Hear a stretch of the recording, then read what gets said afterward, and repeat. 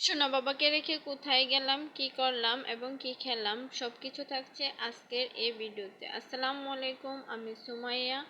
আমার যেহেতু পরীক্ষা চলতেছে আর এদিকে আমার হাজবেন্ডেরও জ্বর ছিল, তার জন্য আমার সকালবেলা উঠে রান্না করতে হয়েছে। অন্য পরীক্ষাগুলোতে আমার হাজবেন্ডই দেখা যায় ওই রান্না করে রাখে, না হলে বাহির থেকে খাবার নিয়ে এসে খায়। যেহেতু বাবুকে রেখে ও বাহিরে যেতে পারবে না, তা রান্না করে রেখে গেলাম। আর এদিকে পরীক্ষা যাওয়ার আগে আমার হাজব্যান্ড একটা লেবু শরবত বানায়, যেটা খেতে আমার কাছে অসম্ভব মজা লাগে। ওই শরবতটা খেয়ে নিয়েছি। আর এই তো আমার সোনা বাবাকে রেখে রেডি হয়ে গেছি চলে যাওয়ার জন্য। বাবু হওয়ার পর কখনো ওকে রেখে আমি কোনো সময় 10 মিনিটের জন্য ওকে আমি আলাদা রাখি নাই, কিন্তু পরীক্ষা যেহেতু যেতেই হবে তার জন্য ওকে আমি রেখে প্রায় 7 থেকে 8 ঘন্টা সময় বাহিরেই থেকেছি। আর পরীক্ষা শেষেই তো আমরা ফুচকা খেয়ে নিলাম বান্ধবীরা মিলে।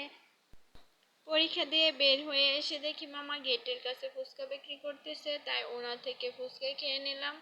আর আমি হালিমও খেয়েছিলাম। পরীক্ষা দিয়ে আসার সময় আমি একটা তরমুজ কিনে এনেছিলাম, যেটা এই বছরের শ্রেষ্ঠ তরমুজ বললেই চলে। এই বছর যে কয়টা তরমুজ খেয়েছি সবগুলাই কেমন সাদা সাদা ছিল, কিন্তু এই তরমুজটা লাল ছিল। আর এই তো বিকালে আমার সেমাই খেতে ইচ্ছে করছিল, কিন্তু বাসায় নারিকেল বাদাম কিছুই ছিল না। কয়েকটা আনার দিয়ে আমি ভালো করে ডেকোরেশন করে নিয়ে, যেন দেখতে সুন্দর দেখায়। আর যে কোনো জিনিস দেখতে সুন্দর দেখালে খেতেও ভালো লাগে। এই সেমাইটা খেতে অনেক মজা হয়েছিল, যদিও এতে আমি তেমন কোনো কিছুই ব্যবহার করিনি। দুধ, চিনি, দারচিনি, এলাচ, সামান্য একটু পরিমাণ লবণ দিয়ে তারপর রান্না করে নিয়েছিলাম। আর এই তো রাত্রেবেলা আমরা খেয়েছিলাম দই, ডিম পোস্ট, রুটি, পরোটাটা আমি খেয়েছিলাম। আর আমার হাজবেন্ড তেলের জিনিস খেতে তেমন পছন্দ করে না। এদিকে আমার পরীক্ষা চলতেছে, কিন্তু জামা কাপড়ও জমে গেছে অনেকগুলা, ধোয়া হয়নি। এদিকে পর্দাগুলো অপরিষ্কার হয়ে আছে, যদিও পর্দাগুলো আমার হাজবেন্ডই ধুয়েছে। বাবুকে নিয়ে ধোয়া আমার পক্ষে খুবই কষ্টকর।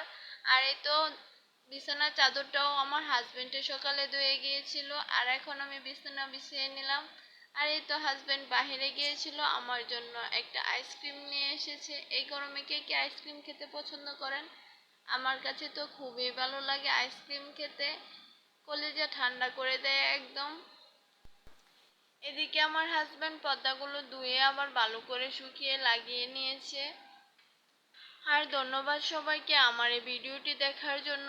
অবশ্যই সবাই আমার সোনা বাবাটার জন্য দোয়া করবেন। আস্তে আস্তে আমার সোনা বাবাটা বড় হয়ে যাচ্ছে, আগামীকাল আমার সোনা বাবার 1 বছর পূর্ণ হবে। আল্লাহ তাআলা যেন আমার সোনা বাবাকে সুস্থ রাখেন এবং নেক হায়াত দান করেন।